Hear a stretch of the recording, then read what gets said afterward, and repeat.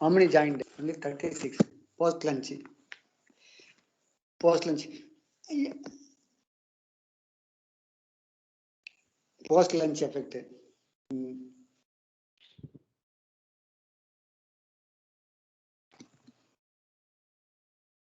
Post lunch sleepiness, sir. Yeah, sleeping effect. I also left. Actually, I slept yesterday afternoon. That madam, slightly I slept. First session. Afternoon. Okay. So I welcome all the participants for the afternoon session. The first speaker is Dr. Kishore Singh Patel. He is our internal faculty. He has completed his PhD from Indian Institute of Science, Bangalore, MTech from IIT Guwahati. His research interests include turbulence, multi-phase flow, high performance computing. He has also pursued his postdoctoral research work in Jawaharlal Nehru Center for Advanced Scientific Research, Bangalore. He has carried out work in the area of DNS of high pressure turbine blade. So he is a very young, energetic and enthusiastic researcher in the fluid area.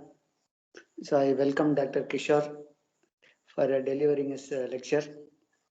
Over to Dr. Kishore. Thank you, sir. Thank you for this kind word. I will share my screen. Please let me know whether it's visible to you or not. So can you see my PPT, sir? So please allow me to go for lunch. I have not yet finished my lunch. Yeah. After that, post lunch effect will be there for me. Yeah. Actually, I've seen I was in the department till you came there. Just now Hopefully, I our came to participants house. won't get post lunch effect. Already they are taking rest. Out of 100, only 44 is there. Okay. That means they are energetic. Yeah.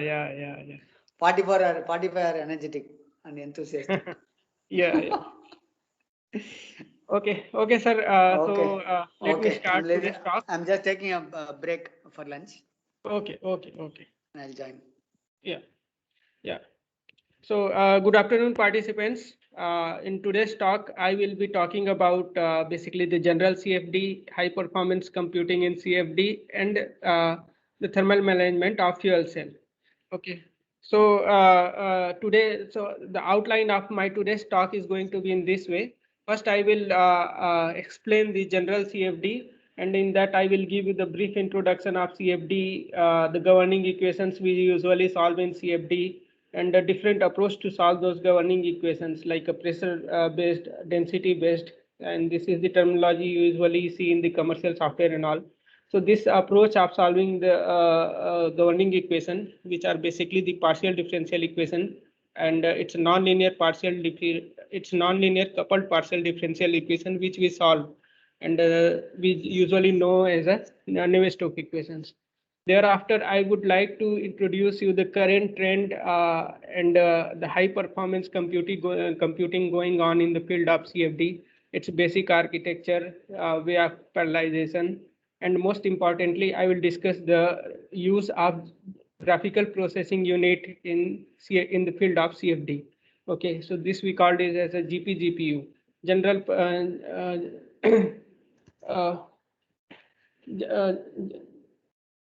so this is called as a GPGPU in the CFD.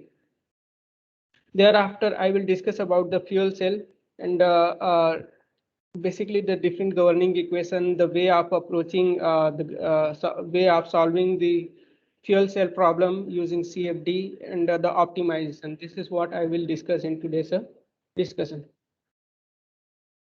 First of all, the basic introduction. First, what is CFD? So as all you know, computational fluid dynamics, it's actually a branch of fluid mechanics where we use the numerical technique, numerical analysis and algorithm to solve the problem and analyze any fluid related problem. So that is what the CFD is. So CFD is basically a predictive tool where we are using the computational computer simulation and all, we can predict the actual fluid flow happening in different field. Apart from predicting the different flow parameter, we can also predict the heat transfer, mass transfer, chemical reaction, and other related phenomena. So in the current context, this chemical reaction is very important because the CFD is also capable of predicting the chemical dynamics, like at what rate the chemical process is happening, what is the rate in which this mass fraction of a different component is changing, what is the outcome, like heat output. All these things can be predicted using the CFD. Okay, so that's why I have bit highlighted this part. So if I talk about the general CFD, what we do in CFD, so basically we solve a coupled set of partial differential equation, which we called as a Navier-Stokes equations.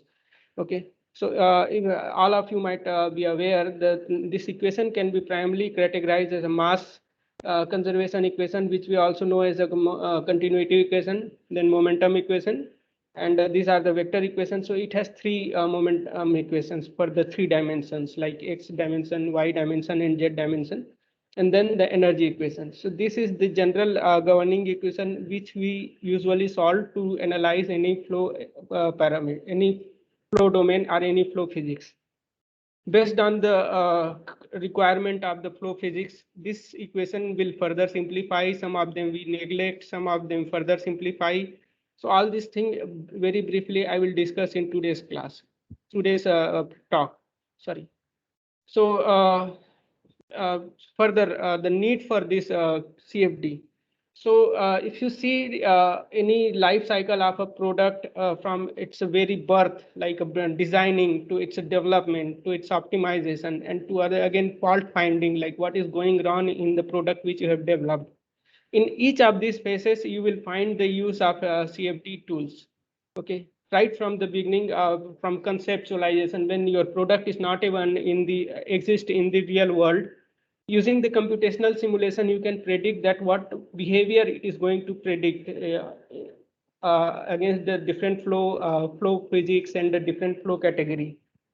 So this will basically give a leverage in terms of making a several prototyping, and in some cases the prototyping is very costly, like you have to invest a lot of money to design and develop the prototype of that. And if that prototype goes wrong because of the poor understanding of the associated fluid dynamical aspect with that, then you have to iterate that process several times. So CFD will basically save you at the starting phase of your product development by predicting that what could be the outcome, what could be the heat, what could be the temperature distribution, how much heat it would be generating, what is the pressure load, what is thermal load. All these parameters you can predict at, beforehand. Okay, and this will help you to optimize the product which you're going to develop. Okay. After that, once the product has developed, the further optimization and troubleshooting. Let's say a very best example of this, I can say biological flow. Flow is already happening in our body, but we don't know what is the problem happening, why is the problem happening. So we can again use the CFD computational tool to simulate and find out where it is going wrong. Okay, what is the role of this fluid dynamical point of view? And then we can recorrect, or then we can discover the identification technique, like that. Troubleshooting can be done using the CFD simulation. In terms of product, we can also identify the weakest part or bottleneck in the entire flow system, and we can fix it further and redesign further. So overall, what I mean to say that CFD save the cost of test and experiment to a very great extent. Okay, and if you understand the use of CFD, why people have actually felt the need or use of this CFD. So the CFD actually came into the existence to basically simulate the flow for which the experiment is not at all possible.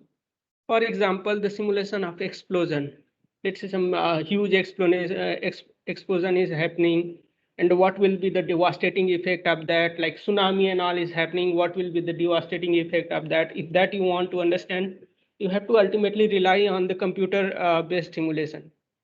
Prototyping or experimental setup is very, very difficult for such flow. Another is like a very high hypersonic flow, hypersonic missiles and all. Third is like understand the combustion chamber, how complex and what kind of complex dynamics will be happening inside a combustion chamber.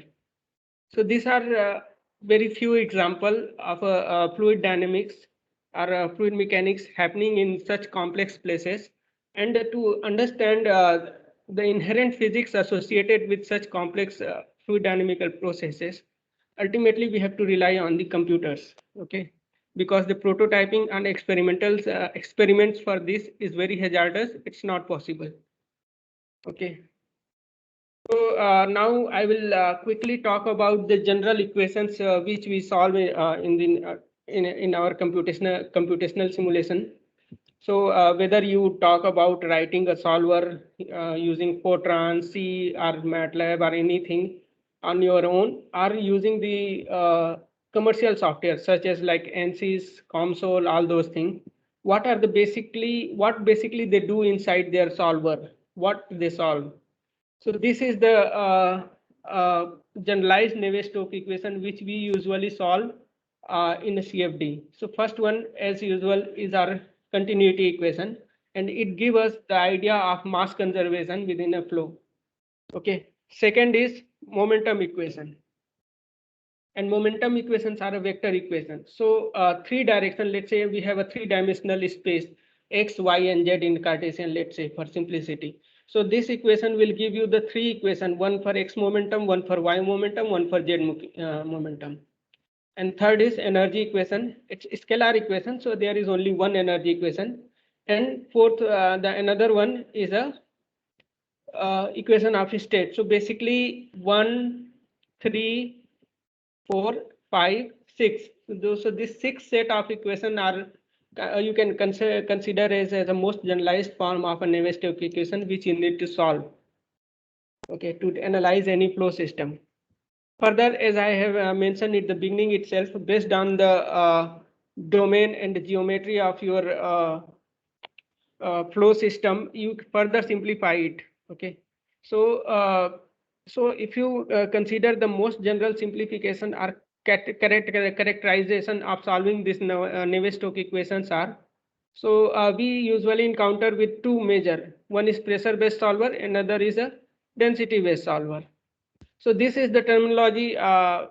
Yeah, some of you who has used the ANSYS and all and other commercial software may encounter pressure-based solver, density-based solver. Okay, but in actual CFD or actual code writing, if we say this pressure-based, we usually refer as an incompressible Navier-Stokes, while the density-based we usually refer as a compressible Navier-Stokes.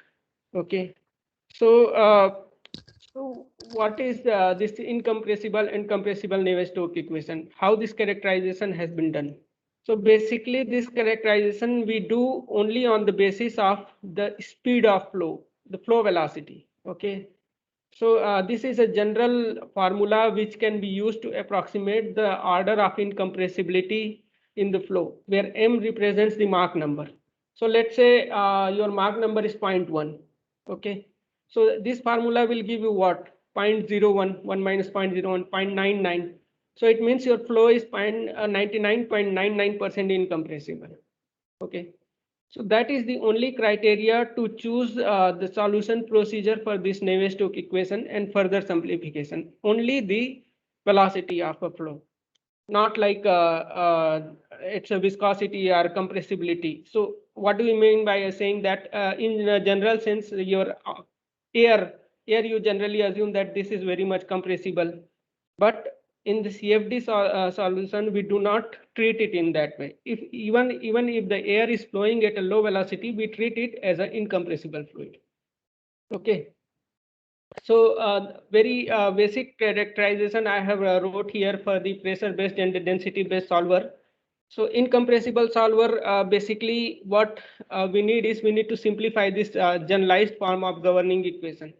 Okay, and we simplify in this way. We assume that the viscosity and density rho and mu is constant inside the flow domain. Okay, in a general sense, but in the theoretical way we assume that density is not at all dependent. Density is not a function of pressure, and that flow we consider as an incompressible flow. So as I told you, here basically we first solve continuity and momentum equation. Okay, and if you see we have a extra number of variable pressure.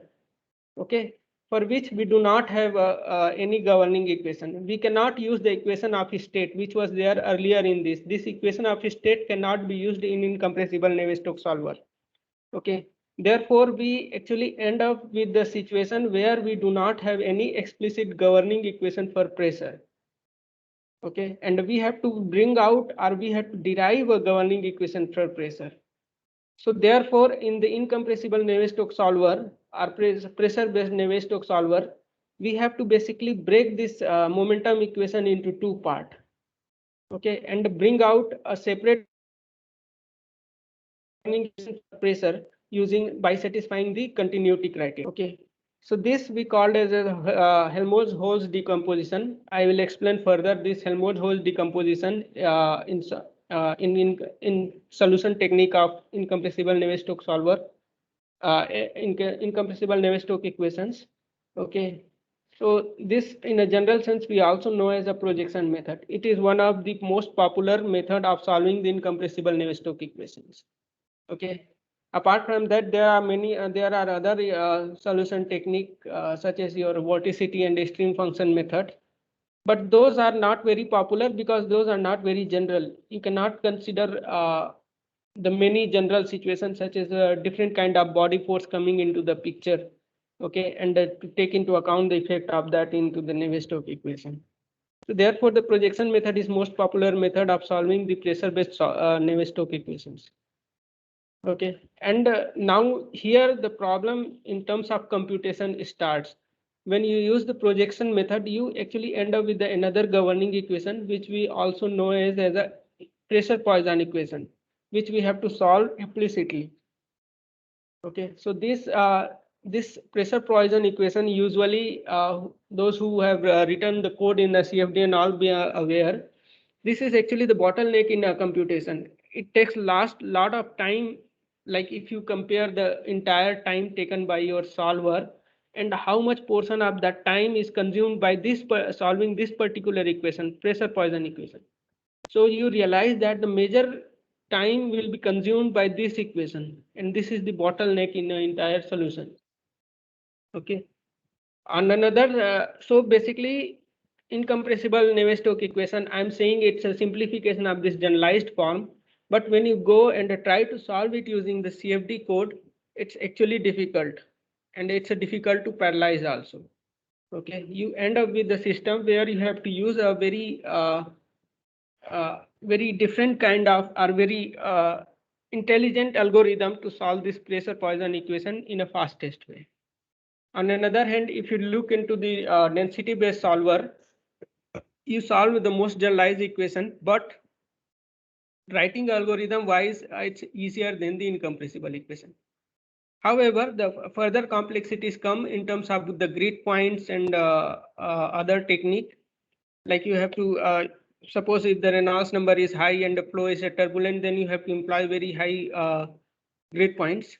That situation is also true for this.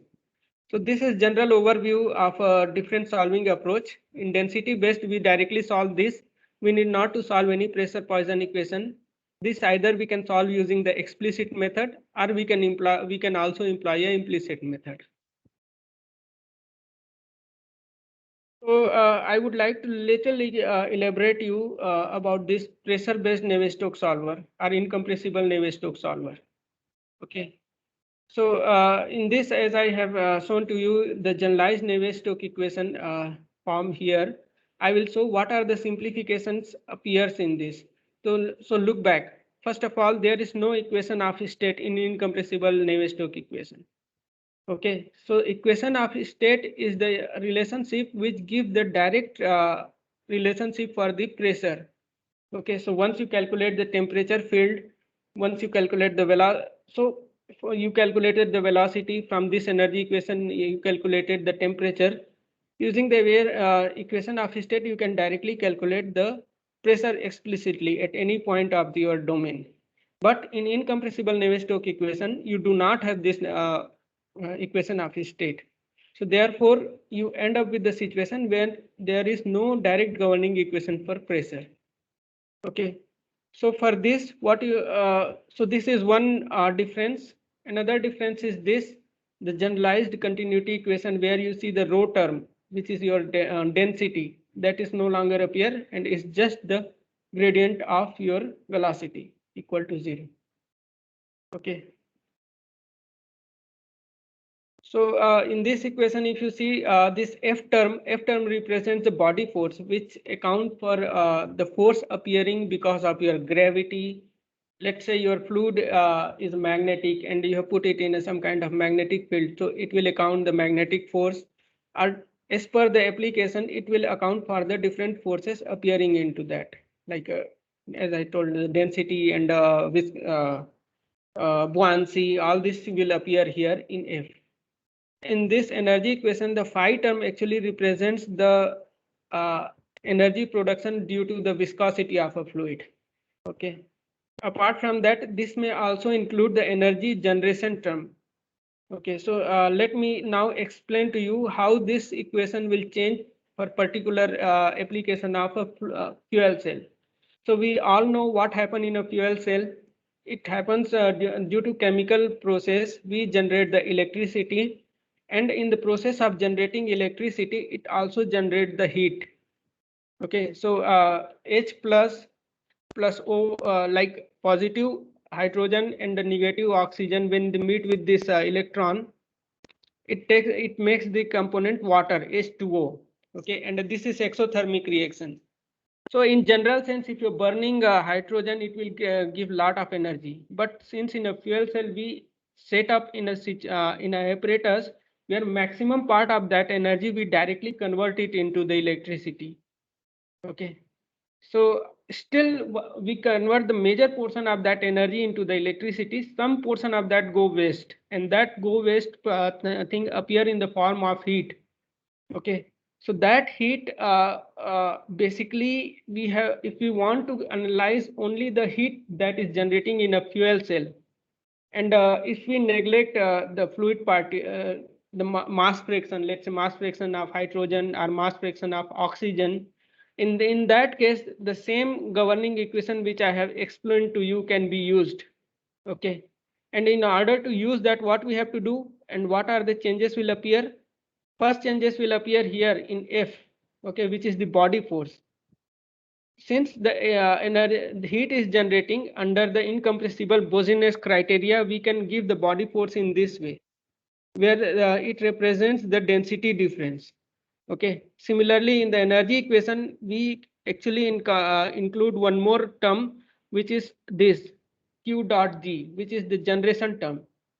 This generation term will account for the chemical reaction and the heat generated due to the chemical reaction. So if our purpose is just to analyze the heat distribution and how much heat it is generating, okay, then we can give some kind of the approximate steady state assumption for the Q generation, heat generation in the chemical reaction, and that based on the fluid flow of air and H2O within this thing, we all treat it as a one compressible, one fluid medium. We can figure out that what is the distribution of that heat inside the fuel cell. Okay, so here you need to understand why I am trying to emphasize the just heat transfer application or just heat transfer analysis. What do we mean by saying that? Here in this governing equation, we are not actually incorporating the volume fraction of different gases like hydrogen, oxygen, how the volume fraction of hydrogen is changing, how the volume fraction of oxygen is changing, and on what rate they are reacting. All these things we are ignoring. In fact, we are treating them as a one fluid. Okay, and we are only in considering the heat generation which might be happening due to the chemical reaction. So under that circumstances, it can predict the heat distribution. Okay, so this is kind of not a generalized equation for the fuel cell, but kind of a limited equation or simplified equation, which very effectively can serve the purpose of predicting that how much heat is generated in this system. Okay, so further in the upcoming slide, I will show you what could be the generalized equation that we have to solve if someone want to simulate the fuel cell and the inherent mechanism happening inside the fuel cell. Okay, so for now this much. Let me again, I think this and all I have already explained to you. There is no equation of state. There is a rho and mu, the viscosity and the density we assume constant in incompressible under the incompressible criteria, and heat transfer can be taken into account using the Bose-Nash approximation in incompressible Navier-Stokes equation. So Bose-Nash approximation is basically saying that due to temperature change or temperature difference, there is some minor change in the density happening of a fluid. Okay, and the fluid density is not at all changing because of the pressure change. So this is the major criteria for using this Bose-Nash approximation under incompressible Navier-Stokes solution. If we are not satisfying this Bose-Nash criteria, then we have to employ the full compressible solver. Okay, we cannot or we no longer can use this incompressibility criteria. So I would like to again explain the projection method, which I very briefly told you at the difference part, that how the projection method comes into the picture and how basically we extract a separate governing equation for pressure in this flow in this case. So this is a the projection method is inherently based on the Helmholtz-Hose decomposition. And Helmholtz-Hose decomposition, what basically says that any vector or any vector equation, we can split it into the two parts. The first part will be the rotational and another part will be irrotational. Okay, the rotational part we can, I have written as a U solenoid, and irrotational part as a U rotate. Okay, so I have explained to you that momentum equation which we deal is inherently a vector equation. Vector equation in the sense that this one equation which we are showing using the vector notations like nabla and a nabla square, gradient, Laplacian, all this term we are using. It has actually three part, and each represents the one direction. So for Cartesian, say 3D space, let's say my 3D space is in the x, y, z direction. Then this equation will represent, if we expand, x momentum equation, y momentum equation, and z momentum equation. So therefore, this equation has a three part and it's a vector equation. So coming back again to the Hose decomposition, as per the statement of Hose decomposition, we can break this equation into two parts. One should be rotational and another should be irrotational. So if you just look and analyze where there is a divergence associated with this term is basically a irrotational term. So you see here, this term represents the irrotational part. Okay. So with this statement, we can break it into two parts. First part where there is no pressure term, another part when there is a pressure term. And since we know using the continuity criteria that if we take the divergence of this system, it will go zero. Okay, so it means that if we take the divergence of this equation, all this perfect velocity term will go zero. While u star here is a predicting velocity, it will not go zero because it's not a velocity, it's not a perfect velocity. Okay, it does not satisfy this continuity criteria. Therefore, this will stay and this complete term will stay, while another side this un plus 1 will go away. So therefore, we end up with the two equation number 4 and equation number 5. So that's how we basically generate a separate governing equation for pressure. Okay, in this pressure-based Navier-Stokes solution technique or incompressible Navier-Stokes solution technique using the projection method. So further in this, if I say what are the challenges we generally, so this is a general explanation that how the projection method, the steps of projection method, and how basically we solve the Navier-Stokes equation using the projection method. This is the first order projection method, we also know as a Corinth projection method. Okay. Next, coming to the general term about this CFD and its challenges that we face in solving the Navier-Stokes equation. So as briefly explained, the major problem of solving this equation is that they are partial differential equation, and second is they are non-linear. It means that the analytical solution of this equation is not possible. On top of that, they are not one equation, but they are coupled equation, like 4 or 5 equation. We have to solve this 4 or 5 equation together, all together. So therefore, it's difficult to approach any kind of analytical solution for the generalized Navier-Stokes equation. We have to ultimately rely on the discretization and the technique which computers use. Okay, so in discretization, basically we change this partial differential equation into the form of algebra, means plus and minus. Okay.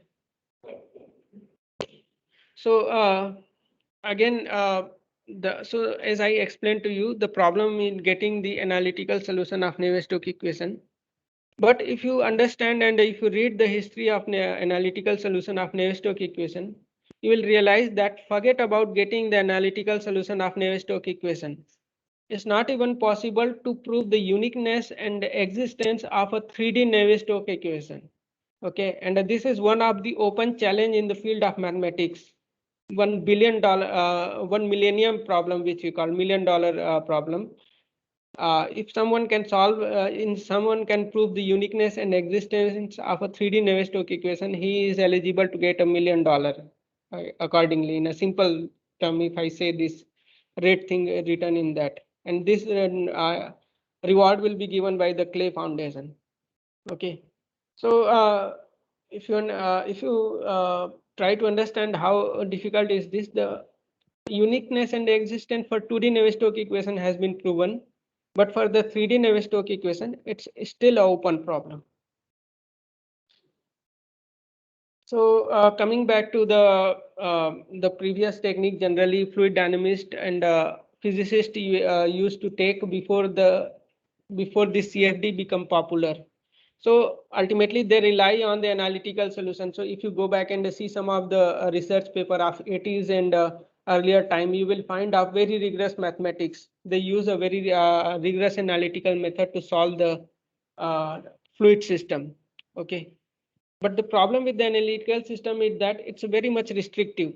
Restrictive in the sense that you cannot consider a problem which is happening in a general world. General problems are way more complex than what we generally assume to achieve these analytical solutions. So if you understand that the scope of this analytical solution are limited to the very simplified case where we can ignore the non-linearity appearing in the Navier-Stokes equation, such as your Poiseuille flow or creeping flow or unrealistic flow such as potential flow. For such situation, only the analytical solution is possible.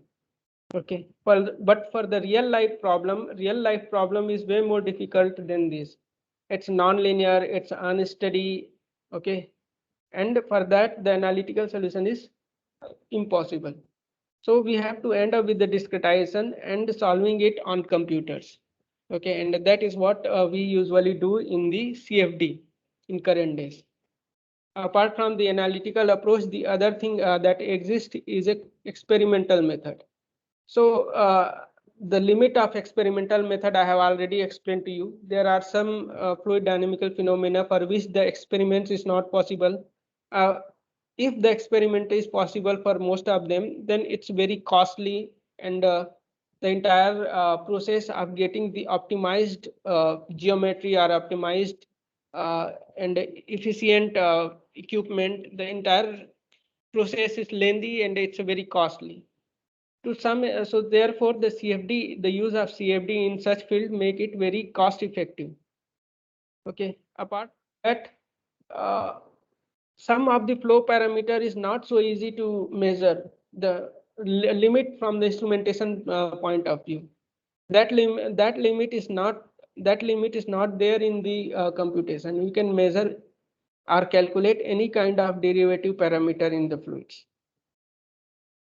So from here, basically now the basic introduction part is over. Now I would like to briefly talk about the HPC, high performance computing in CFD.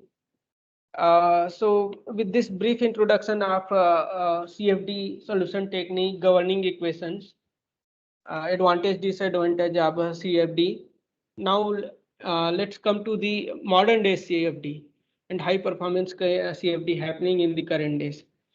So actually, if you see, there is a lot of changes happening in terms of computer algorithm and computational capacity, and introducing a new architecture, new high capacity parallel algorithms, all these things. So that's why I have written in the top itself. Currently, the paradigm shift is happening in the modern days computing.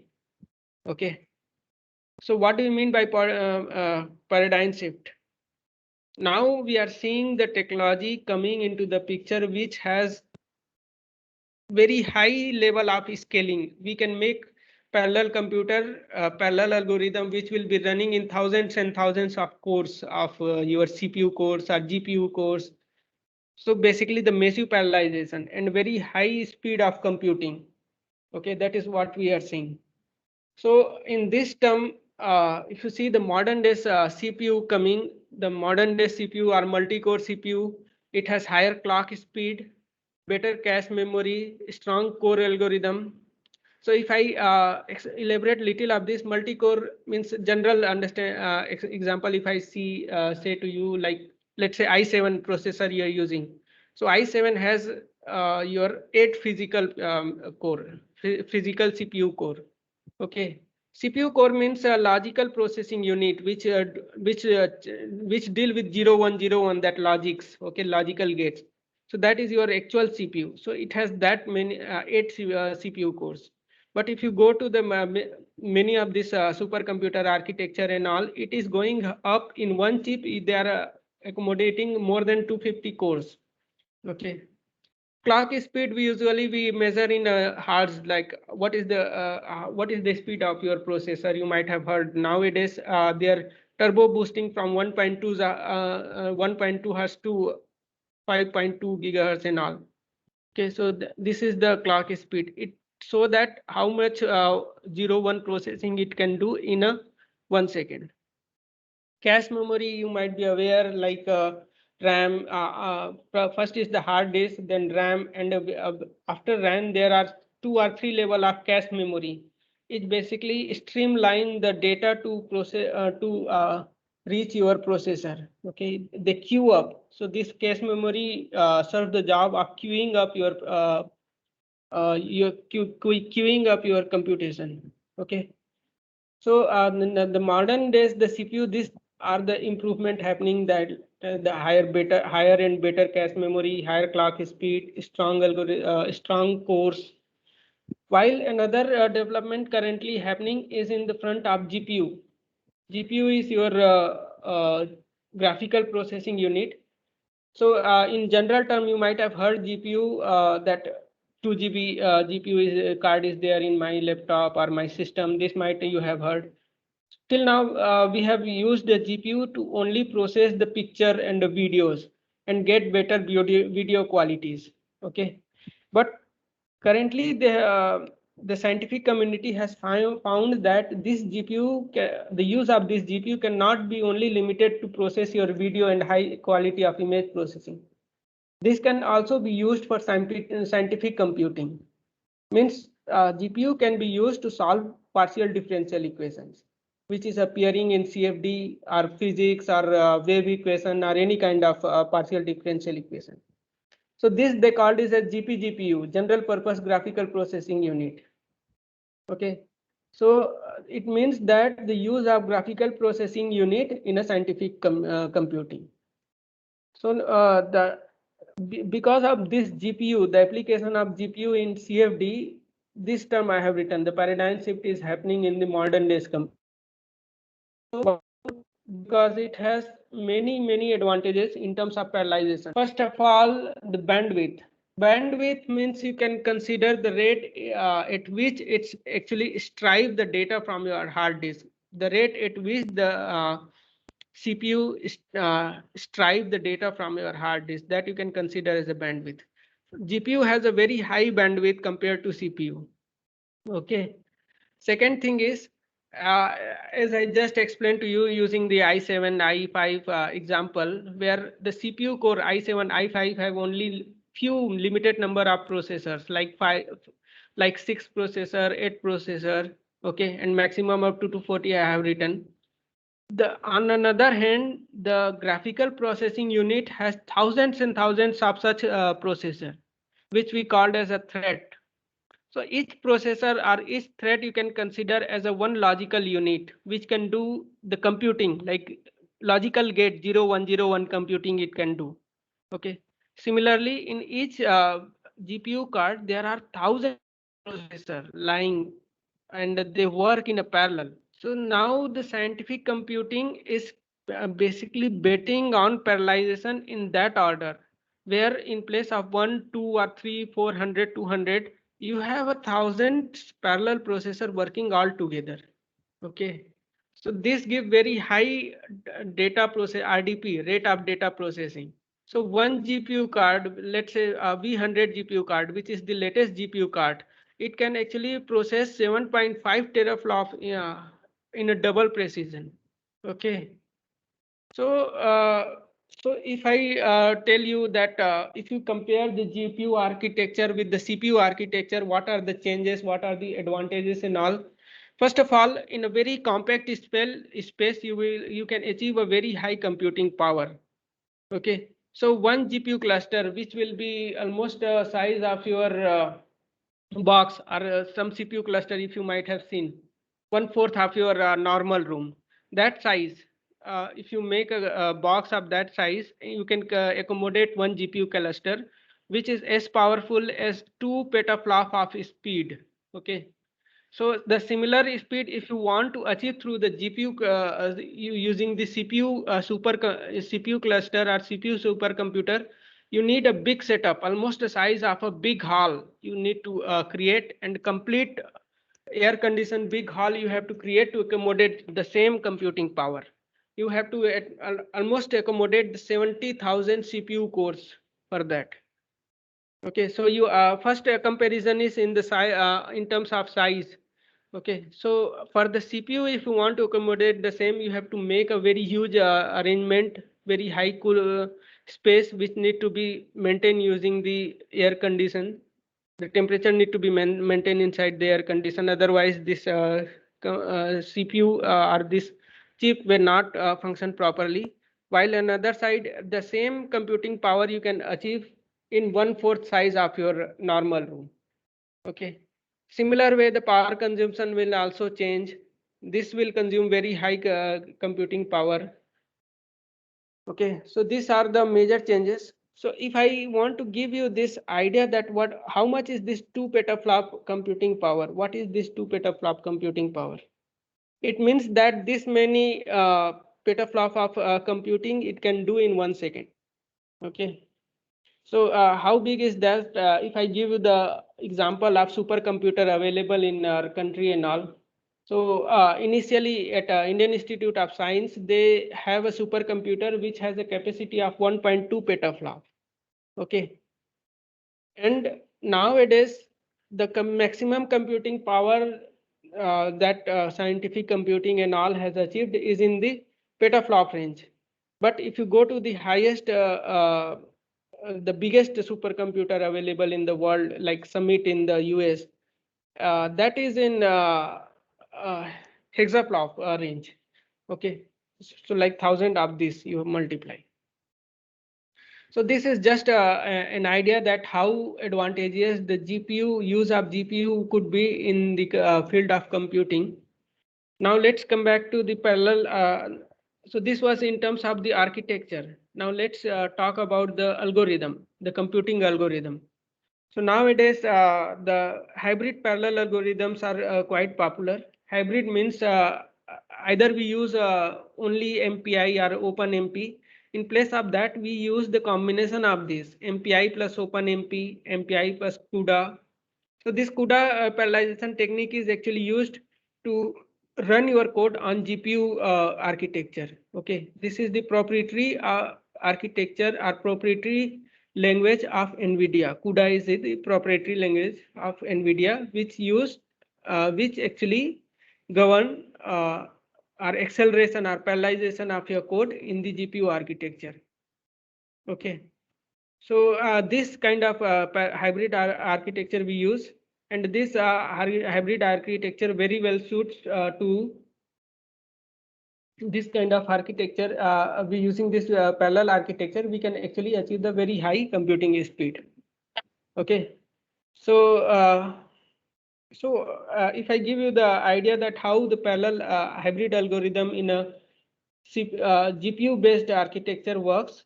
So what happen is first as soon as we write the code, we first submit the code to the CPUs, okay, which we called as a host, and the parallelization in the CPU happen using the MPI. Now certain part of that code we actually shifted to the GPU architecture or GPU accelerator.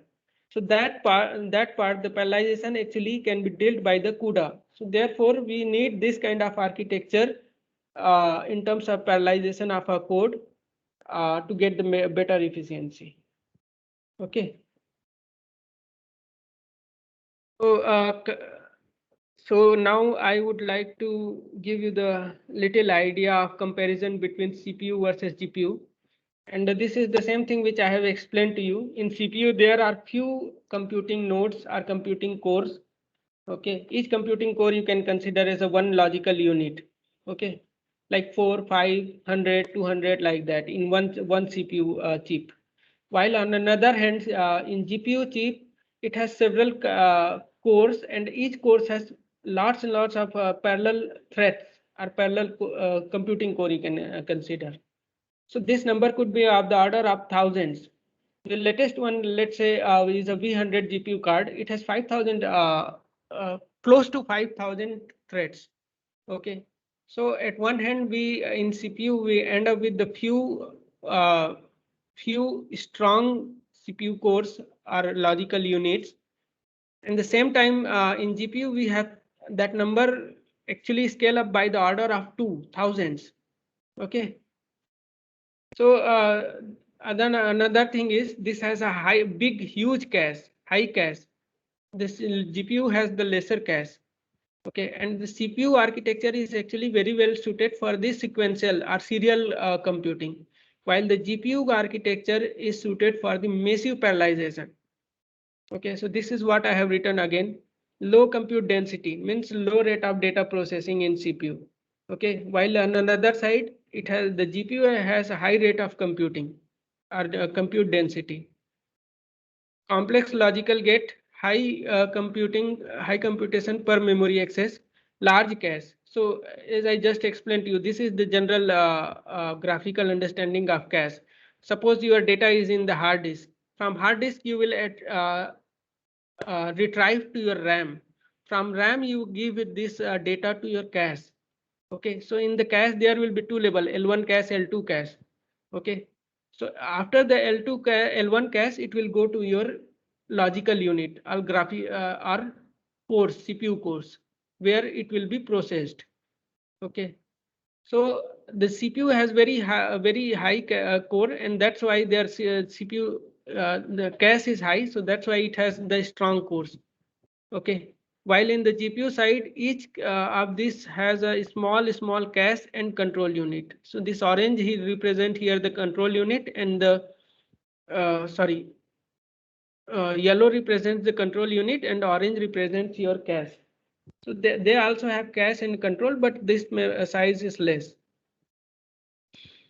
Okay, then it has low tolerance to latency and high latency tolerance. So if I explain you what is latency, you can consider that I very quickly explain to you what is latency in a computation. Let's say you want to copy some 1 GB of data from one hard disk to another hard disk. How computer process basically? First, computer go and check the another hard disk where you want to copy the 1 GB of data. It check whether it has the sufficient memory or not. Then it reserve the memory card of 1 GB. And after doing all this post processing, it start copying file from one disk to another. So if you are actual copying, let's say taking 5 seconds, computer will actually spend a lot more time to actually figure out whether there is enough space, where there is sufficient memory, which memory block should be blocked. So that is your latency, means extra time than this thing. So this is the CPU has a low tolerance for this, and this has high tolerance for this.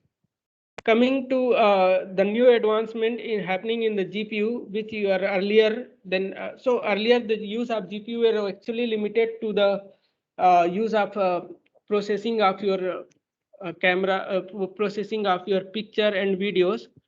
So those were actually a strong, those were actually a weak processing unit, and it cannot actually handle the double precision earlier. But now, since they have the scientific computing, some scientific community has understand its applicability in calculation and solving the PDs and all, they are making changes in that. And this GPU, which is coming current days, has a strong course. It can handle it can very easily handle the double precision. Okay, and they are providing this bottleneck, the higher cache and the control, so that can be.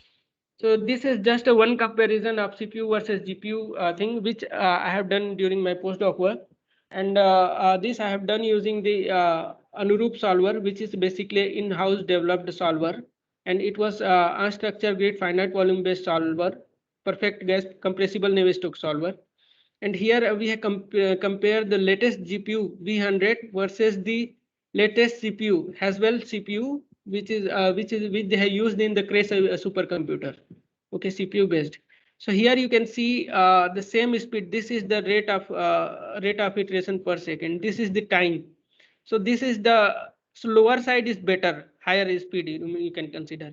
And if I draw a straight line here, you can figure out that I can almost secure with the 70 GPU card the speed that 50 GPU card will take the same almost same speed you will achieve when you have to employ the 10 to power 4 CPU cores. So this is the advantage in terms of speed. So with this, I will stop the discussion of high performance computing and use of graphical processing unit in CFD. Okay. Now the next part of my talk is on fuel cell, and I will very briefly explain to you the CFD or CFD aspect of fuel cell. Okay, so coming back to fuel cell, this is the general schematic of a fuel cell, and as you all know, the fuel cells are basically a electrochemical device that convert the uh, chemical energy into the electrical energy. Okay, so in a general sense, if you want to understand what kind of chemical reaction appears here, so on anode basically you with the help of catalyst, it separate the electron from the hydrogen molecule, and it make the positive charge hydrogen, which we also say as a hydrogen proton and an electron. Now this free electron now travels in an electrical circuit, which we can utilize to run any kind of motor or any application. And then it ultimately reaches to cathode, where it react with the oxygen particle and make a oxygen. So this is the chemical reaction happening. Okay, and in the process of this chemical reaction, we can actually find this free electron, which serve the purpose of electricity generation. So directly we convert the chemical energy into the another high grade energy, which is electrical energy. And therefore, we actually secure a very high efficiency using the fuel cell, which will be difficult otherwise using any combustion engine. Okay. So this is the usual pattern, and in the schematic, if you see the fuel which is rich of hydrogen first go enter, and then we separate the hydrogen particle from that, and that hydrogen particle ultimately we throw it to the catalyst or anode, and here we separate out the electron from the hydrogen molecule. This hydrogen proton further transfer using the membrane or electrolyte, and it react with the oxygen which is coming from the air, and it make the product oxygen. Okay. So in general, if you say this process is exothermic process. Okay, it means it generate the heat in this order. So if you just burn the hydrogen without any fuel cell and all, you will get heat, lot of heat. Okay, and the product will be same. Hydrogen will burn in the presence of oxygen, and it will generate. It will give you the water and heat. But the same process but the same thing we are now performing in a fuel cell. And as a part of that, the major portion of that heat, in place of directly converting into heat, we are able to convert it into the electricity. Okay. So still after converting of this electricity, still some part of heat we get as a result of this reaction. So let's say efficiency of my fuel cell is 80%. It means that the 80% of total energy goes into the electricity, but 20% will again go to the heat in the production of heat. Okay. And the heat production in any thermal system, in a battery or any kind of system, is undesired here, and it will bring down its efficiency. So therefore, again, the CFD come into the picture to effectively understand the heat generation rate in the fuel cell and how its distribution can happen, how better we can make the cooling arrangement, like how better we can put the fans or liquid cooling inside this, so that we can quickly remove the heat which has been generating inside. Okay. So to understand that aspect clearly, we have to again rely on the CFD analysis of this, so that our entire system cannot overheat and it should not get choked. Okay. So I have lined up the general advantages of fuel cell over our IC engine. So first of all, there is no pollution because the product is our water, which is not at all a pollutant. However, some can argue the process of getting the hydrogen, that it's the process of getting hydrogen is creates pollution. Some can argue that. That's a different aspect. I'm not be going in detail of that. So another thing is the efficiency. Here we convert the energy, the chemical energy, into direct high-grade electrical energy.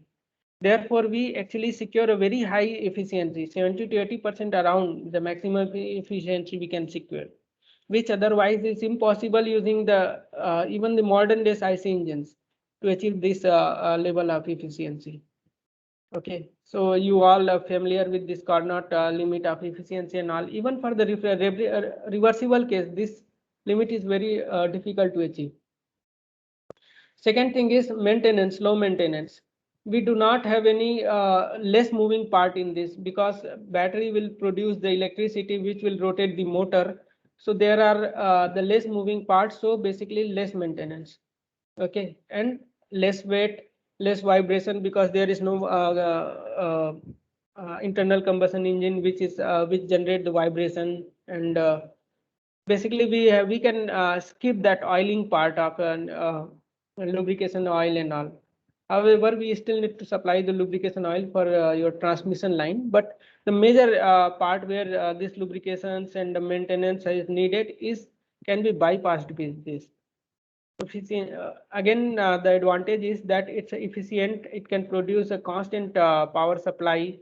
Okay, and it can maintain a high level of efficiency for a small load. Then again, it's a compact size. These batteries are quite durable. And if you sum up all these things, the major advantage you achieve is in terms of cost. It's more cost effective than the IC engine. This is the general classification of fuel cell, and if you see the classification can be done in many ways, but this classification mainly focus on the temperature or heat it produce, the fuel cell produce. So basically low temperature fuel cell and high temperature fuel cell. This is the major classification.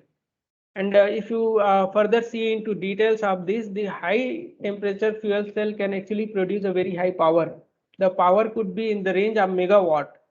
This megawatt means this much power is enough to run any plant. Okay, while the low temperature can produce up to the order of kilowatt. So this much of a kilowatt is also some good enough power, which can effectively run your automobiles and any kind of vehicle for which generally the current days optimization of a fuel cell is going on. Okay, so therefore, due to this power range, and the second thing, if you see the other advantage and disadvantage is in the efficiency side.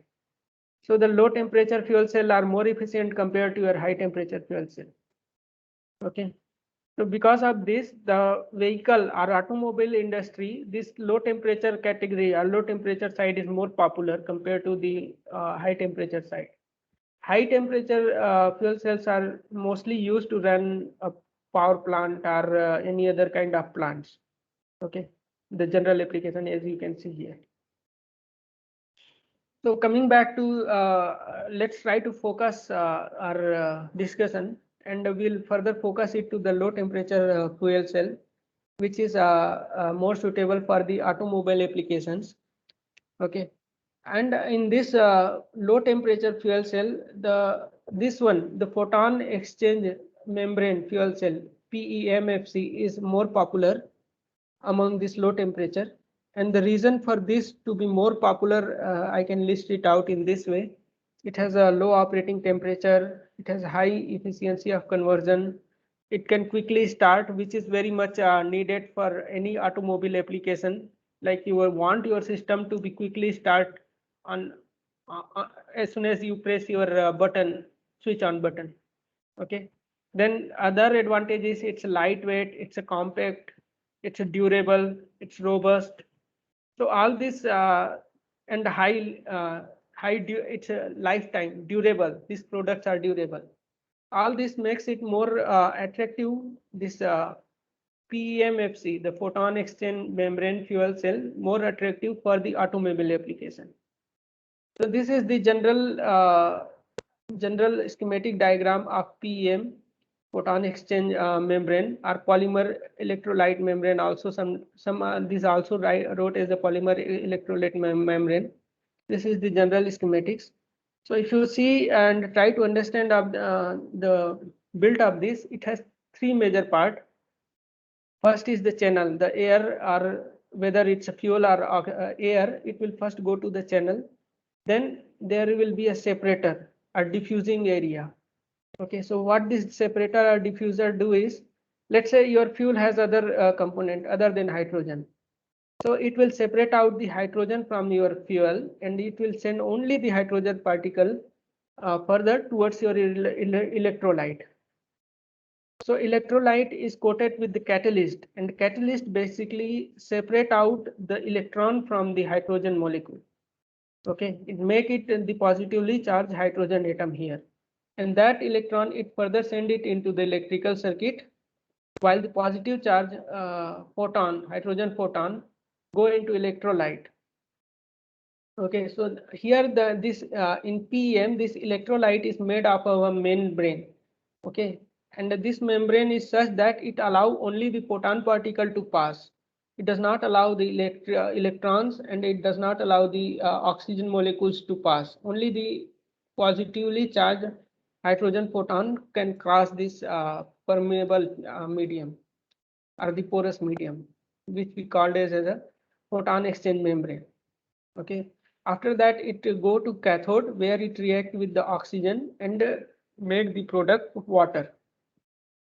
Okay, the same kind of arrangement you can see from another end, where there will be a diffusion layer which can separate out the pure oxygen molecule from your air, and that oxygen molecule will be further pushed to our electrolyte, which will be wrapped with the catalyst, and it will and the reaction will happen here, okay, with the incoming electrons.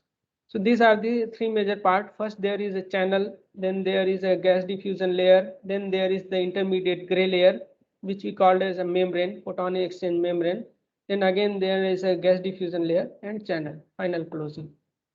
Okay. So if you see the general cross section of this channel, it looks quite simple, like it's air is coming from one end going out another end. But if you see the internal build of this thing, you see there are many pipes, and there are very complex uh, arrangement of these pipes or channels. So these pipes and channels are designed on the basis of fluid dynamics in such a way that you get the maximum absorption of your oxygen. Okay. So basically you can make your setup as compact as possible, and you get the maximum absorption of your hydrogen. Okay. On another hand, if you're making it compact, then what will happen? The heat transfer, cooling will be another challenge. Okay. So there are all two competing terms. If you're making it compact, if you're making it more efficient, you have to also employ the better cooling mechanism for such things, so that you can quickly remove the heat generated inside this fuel cell. Okay.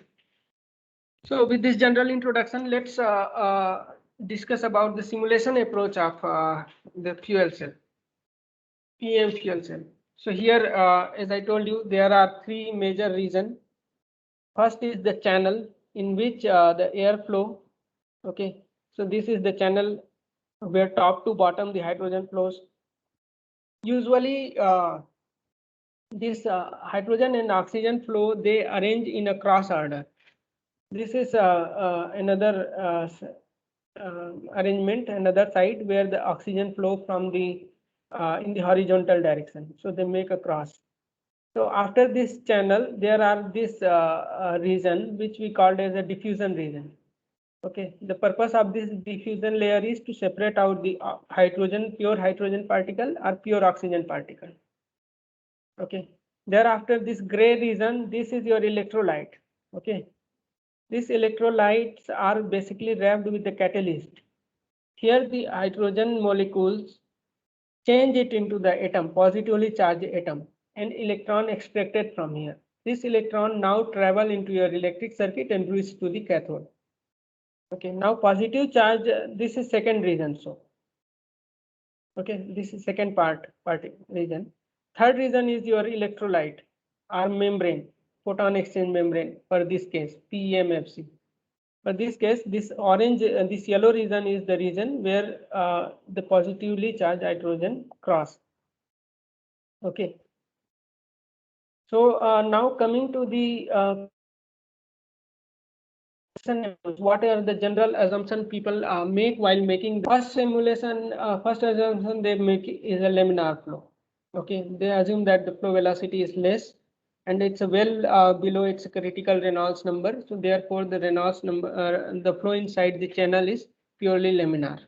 Okay, so the inside this internal flow, the critical Reynolds number is of the order of 2300, right? And depends on its geometry and all this limit, the flow can trip to turbulence, or the transition can happen much earlier than that. Depends on the geometry and the external noise. So there is a possibility that this laminar flow assumption may violate, particularly inside this channel where the hydrogen and oxygens are flowing. Okay, so if this assumption is violating, it means that we have to employ either a turbulent model if you want to accurately capture the physics, or we have to put the very high dense grid, which we call as a DNS. Okay, to accurately resolve the physics inside this. So first is laminar. If this is not true, then we have to employ the turbulence model. Okay. Second thing is ideal gas behavior. Okay. If not, then we have to introduce the model to take into account its and the gas behavior other than the ideal gas. PV is equal to nRT. Second big assumption they make is that the water which create as a result of a chemical reaction that actually appear in the vapor phase. It means they are not condensing inside this fuel cell. That is what we assume. Okay. But if your cooling mechanism is such that they are not in a vapor phase, they are changing into the water, liquid water. Then again, the another complexities appear in terms of simulation, and that will call your multi-phase simulation. Means we have to introduce the multi-phase model to understand that how these two phase, liquid phase and the gaseous phase, are flowing inside the channel. Okay. Further assumption they made is that membrane is completely wet and the photon conductivity is fixed. Means that this property of this membrane is isotropic. It's not changing. It's homogeneous, and the photon conduction is happening uniformly throughout this domain. Membrane is not permeable to a reactant gas. Means there is no reactant gas like oxygen is. There is no cross flow of oxygen. That's what we assume. Okay. Diffusion layer is isotropic and homogeneous. Means its property is same all over its domain length. Photon concentration within the membrane is constant. Means it's equally the photons are traveling are going with the equal concentration throughout this region.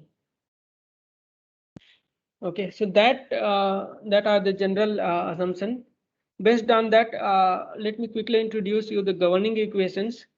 So you might recall the governing equation which we used for the normal flow. First is the continuity equation, and this is for the steady state term. If there is no steady, then there will be a time term, del rho by del t term. Okay. Now second thing is this electrolyte and permeable membrane. This we treat as a kind of porous media. Okay. So if we treat it as a porous media, then we have to take into account its porosity. So this epsilon is taking into account the porosity of the medium. Okay. Second thing is this SM. SM represents here the source term or sink term. It means actually now the governing equation which we are discussing, it is like a separate governing equation for separate phases, like how the mass fraction of hydrogen is changing, how the mass fraction of oxygen is changing, and to what rate the hydrogen is, to what rate the H2O is appearing. We individually want to track it like more elaborate model. So if you want to do this thing inside the fuel cell, then we have to change the governing equation very completely. The shape of governing equation will be very different. We have to solve a different governing equation for different phases. Okay. And then we have to take into account the everything, mass fraction, this proton, and then water, and then the charge balance. All these things we have to do. Okay. So the generalized computational approach has a very complex set of governing equations which we need to solve inside the fuel cell. Okay. So let's start with the first governing equation, which is our continuity equation. And in this continuity equation, the major change, as I told you, the epsilon is appearing, and epsilon is because of the porosity of the membrane. Okay. Second is SM. SM basically deal with how much portion of your hydrogen is converting into water, how much portion of water is coming, how much portion of oxygen is consuming.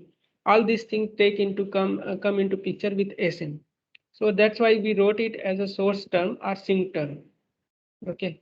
For each component, let's say for hydrogen, we give it in this way, where Rn represents your current density along the anode. Rcat represents the current density along cathode. Okay, this is again cathode. M is what? M is your molecular weight, and F is Faraday. Okay, with this we can, this is the expression for the source or sink term. Coming to the second governing equation, which is your momentum equation. Okay, so this governing equation again, all these equations are actually written for the steady state assumption. That's why I have not included the time derivative term here. if there is no, if the flow is unsteady, then we have to write the steady term here. Okay, that term I have not written here. Again, as it is, the epsilon represents the porosity, density, rho is a density, these are the velocity components. This is pressure, and tau is your viscous stress. And again, there is a source or sink term, and this sink term is a momentum sink term here. You understand this SM and S mom is different. Okay, this is the sink term for the momentum equation. Okay, so this sink term is very much unavoidable, because here we are actually interested to track the different mass fraction of molecules like hydrogen and oxygen and water. So we have to keep this term, like what percentage of this is converting into the one phase to another phase. Okay, so this we approximate in this way. Mu is the viscosity, U is the velocity, and beta x is your permeability of electron. As I explained to you, this is a vector equation, so it has three components: x momentum, y momentum, and z momentum. This capital X represent here, it means that this is the source term for the x momentum term equation. Apart from the usual continuity and momentum equation, we need to solve another equation, which is your mass transport equation. Okay, our mass fraction equation. Here in this mass fraction equation, we basically track that how much part of oxygen or hydrogen is reacting and converting to the hydrogen. So I can be hydrogen. If you put I is equal to 1, then it can deal with the mass fraction of hydrogen. If you put I is equal to 2, then it can deal with the mass fraction of oxygen, and then H2O, like that. So it is basically a mass balance you can consider in one sense. Okay, here Y represents the mass fraction, J is your diffusion term. So same as tau, where tau was appearing as a tensor. Here this J is appearing as a tensor. So here you can see the J can be D. D is your diffusivity, which is a two-dimensional tensor. Again, when it reacts with the Y, it becomes a vector, and then you can make this entire system consistent as per the dimension point of view. Third is your energy equation, and as usual, the energy equation here, E represents your total internal energy. E can take into account the energy because of the kinetic and because of the velocity, the kinetic energy, potential head, and internal energy, MC delta T. Okay, the specific heat we call. So all this will come inside this E expression, total internal energy. Okay, P represent pressure, rho represent your density, V is a velocity, K effective is your effective thermal conductivity. Okay, which is the basically the sum of your solid, the solid electrode, the of solid electrode and the air. This is solid and this is fluid. F is fluid, means air. So these two will mix and give you the effective thermal conductivity, where epsilon is your porosity. Again, further in this, T is a temperature, H is your enthalpy. Okay, so enthalpy, again, you know from your basic thermodynamics, it's entropy plus PV, E plus PV. No? So that way you can expand. J represents your same as the previous diffusion mass flux vector. Tau is your viscous stress due to molecular viscosity of a fluid. Okay, SH again, there is a source or sink term, and this is with respect to your energy. Okay, energy sink term. So this energy sink term we can give in this way: phase change, reaction, and this is because of your R is your resistance, R ohmic, and I is your current flow. Okay, so this will give you the power. R I square is your power term. So apart from that, the two more equations need to solve, which I have not included here, and those who are basically give you the electron balance within the fuel cell. Yeah, that also you need to solve. So all these equations we have to solve, and in order to solve this, first we solve your continuity and momentum equation to find out U and V. And then on the basis of that, we calculate your mass fraction equation or mass momentum equation. Okay, then species, mass fraction, flow rate, all these things we do. And then we check the convergence, whether we are getting the convergence in momentum, energy, or electrical potential, and all those things. If not, then again we repeat. Here the rotation will go. Okay, and then once it converges, we get the solution. So this is general thing. Most of you might be using the ANSYS and all. So still, it's good to know that what are the equations generally we need to solve, or what are the equations are solved inside the ANSYS. Okay. Coming back to the optimization of the fuel cell. So I'm again going back to my basic diagram, and here you see fuel in and fuel out, unused fuel out. The one optimization can come in the way that how better we can make this channel inside this plate, how better the channel could be managed, and it should be optimized as per the fluid dynamics point of view, so that the hydrogen component of hydrogen which is coming out in unused fuel, it should be minimal. Means the channel should be designed in such a way that we get the maximum absorption of hydrogen particle or hydrogen atom here. That is one optimization. Okay, so that is what it's written: reduce the S2 content in unused fuel. Now in this term, to doing that, better inner channel design is needed, and then further the optimization can be done in the porosity, that how porous the entire this our membrane and permeable diffusion layer should be, so that we get the better absorption of hydrogen. Then another optimization comes in terms of the temperature or heat transfer. Okay, the how should the cooling mechanism should be built, whether we are going to put the fins or we are going to put the liquid cooled water cooling jacket or something to fill the entire system, so that we ensure that the heat at no part of this fuel cell can cross to its burnt condition or superheat condition. Okay, once it cross that, it means it will damage completely our setup. So this is the thing. So the race is between the compactness and maximum heat transfer in the compact air. So again, I have taken the example of the basic one which I have shown, and here I have shown that though it looks very straightforward in the schematic, but inside of this plate, if you see, there are the complex networks of channels. Okay, and these complex networks are arranged in a way that we can get the maximum.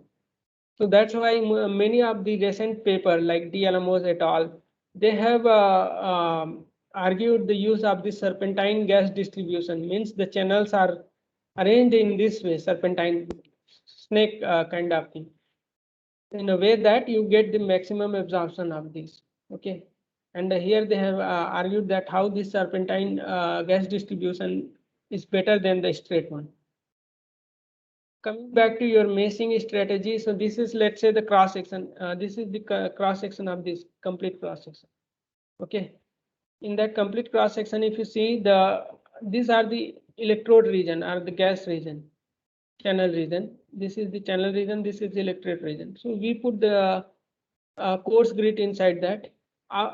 After this electrode region, this diffusion layer, and then permeable layer, this gray region starts. Okay, so the reaction dynamics is quite high in this gas diffusion layer. Why? Because first of all, your molecular hydrogen H2 will convert into the H photon, positive charge atom of hydrogen and electron. So all these things will be happening inside this very thin region. Means the dynamics, entire dynamics is very, very high inside that. So therefore, if you want to capture those dynamics, if effectively, you have to put very fine grid inside that gas diffusion layer. Okay, so this is the anode diffusion layer. This is cathode diffusion layer. So you see the grids are very much clustered here. Now I am zooming only this part, and you can see here inside this gas diffusion layer, the membrane is there, the intermediate, this gray layer, where the hydrogen particle travel and it react with the oxygen. So this is again, the dynamics is even more complex here. So here your grid should be even more fine. So basically in this entire domain, your meshing strategy should be such that the finest grid should appear inside in the middle region where the gas membrane are appearing. Okay. Then only it will ensure you that whatever the physics you are capturing is correct. It's physical. Okay. Otherwise CFD simulation will give you some wrong example. So with this, the explanation regarding the fuel cell is over. I think now my time is also over. So I would like to actually explain you a little bit about turbulence and all. Uh, so, uh, so I think this I would like to skip because it will again be too much. Okay. So as I said, if the laminar assumption is not holding, then we have to implement the turbulence model. And in the turbulence model, you might aware that RANS, LES, and the DNS things are there. So this classifications and after RANS, LES, and DNS is such that how much you're resolving your smallest eddies which is appearing in that. So RANS is the popularly used in industry where we only resolve the larger eddies and we ignore the small eddies in that. While DNS is something where you even resolve the smallest eddies in that. Okay. So this is how all this modeling thing happens, and the CFD is a very vast field, as I explained to you. The turbulence is another big field, which if someone want to understand, they need to know the basics of turbulent flow, what their characteristic is, and how this turbulence model appears, and how they approach to solve different flow patterns. So I skip all this part, and then another part I kept for the multi-phase flow that will also come into picture where you will employ the level set, volume of fluid, all these thing into your computation. So because of the lack of time, I am not going into detail of all these things. I will stop here and ready for the question. Hello.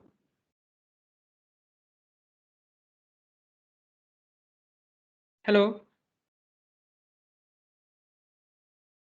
Hello. Bhaskar. Hello, Bhaskar. Yes, sir. Yes, sir. Yeah. Yes, sir. Yeah, so I have concluded my talk. Hello? I would like take some quick question.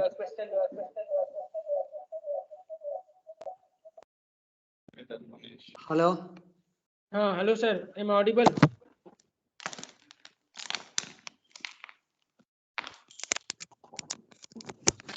Hello. Hello, Murugan sir. Any query from the audience participants? Any query from the participants? You can introduce yourself and then ask.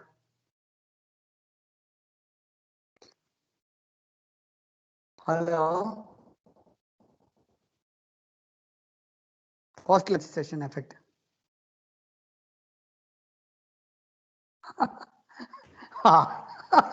Any query from participants?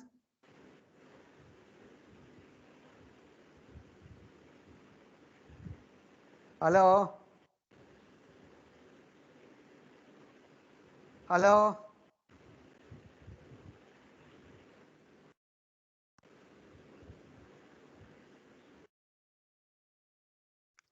I think now only they are joining. Yeah, the next session could, I think, help them. Yeah, it's at 3:30 onward, no? The next session. When is that? 3:30. So half an hour gap. Long post is actually every afternoon these people participants they'll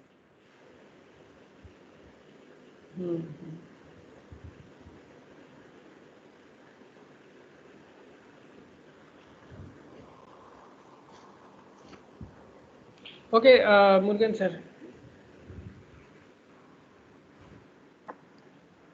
Excuse me, I am Dr. S.K. Singh, calling from MB Engineering College, Jodhpur, Rajasthan. Sir, please. So, in the last few slides, you have shown that modeling of the fuel cell. Okay, general type you have told. So, in ANSYS, I think they have created a separate module, like electrolysis and fuel cell module. Na? So, my question is that if suppose anybody want to do this modeling for fuel cell, so in approximate dimensions of all these layers and sizes, how he will get an idea that how to create those size, physical domain, and then meshing. Yeah. 9-dimensional way. I think you can get some idea from this recent paper, sir. I suggest you to visit up this. Okay, they have Which given paper? the dimensions and other details. Oh, D. Edmando. D. Manu. Okay, reference is here. So they have actually provided. I have seen that, though I did not include those things into the my slides, but all those informations are there.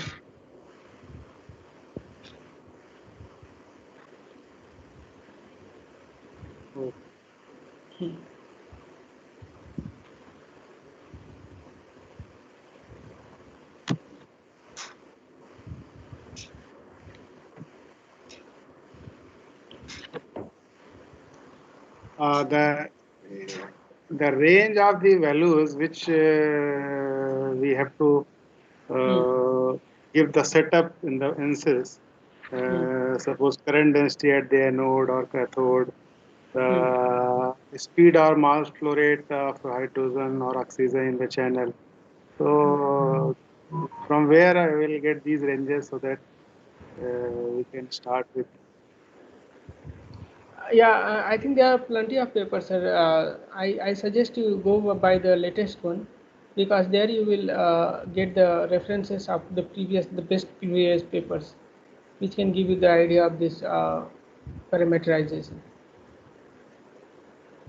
So the optimization things which you have told, that optimization of a channel to have a more absorption of the hydrogen, the optimization of the porosity of the GTL as well as membrane, then temperature distribution. So based on these, the papers are available. Na? Yes.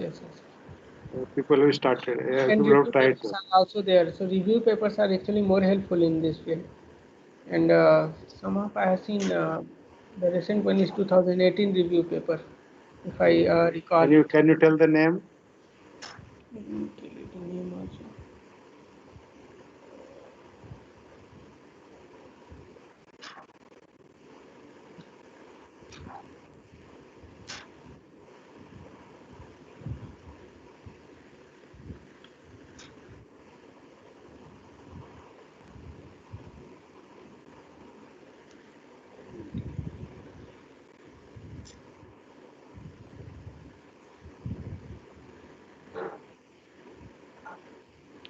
This is old review paper.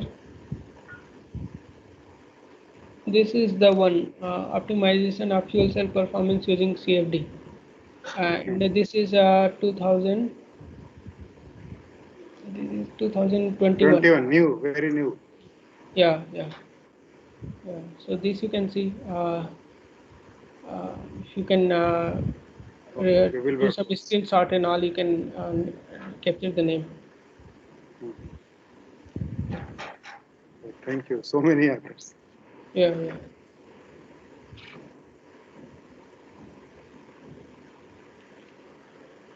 Thank you, Kishore. Yeah. Welcome, sir.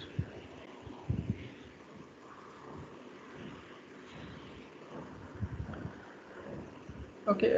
Any other question? Hello, participants. Hello, good afternoon, sir. Yeah, I'm Dr. Kumar Gaurav from UPS Dehradun. Uh, Actually, when we go for some theoretical studies or computational studies, when we try to publish the model validation, somehow we uh, can't complete because of absence of data. So, how to proceed with such thing? Model validation, I think you can do these things, sir, like current, how much current you're getting based on the flow rate. So those data, I think those data you can get. Though inside the channels and all, the exact fluid dynamical data you may not get, but the output, I mean to say, like that, like the current output versus the flow rate of fuel. Okay, that kind of optimization must be available, I feel. That is because the main parameter of any whether experimental or computational model, that is the main parameter. Okay, sir. Okay, thank you. Yeah.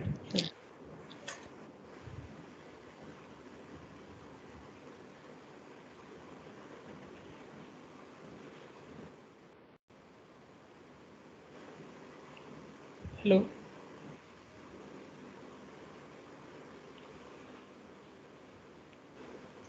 Hello, Murugan sir. Bhaskar. Sir. Kishore sir, tell me, sir. Yeah, please ask if there is any question. Otherwise, Sir, I think all the participants have their asked the questions. Sir, I think we can wind up this session, sir. okay. So, shall we leave now? Yes, sir. Yes, sir. Okay. Thank you, sir. Thank you. Yeah.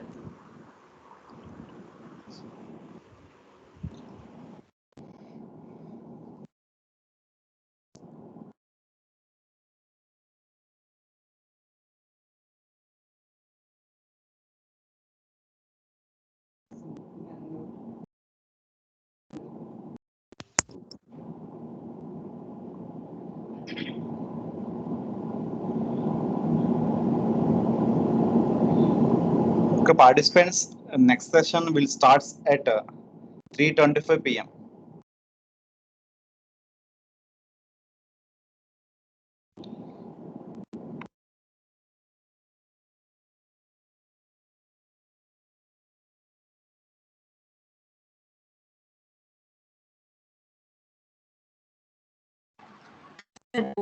Next session start.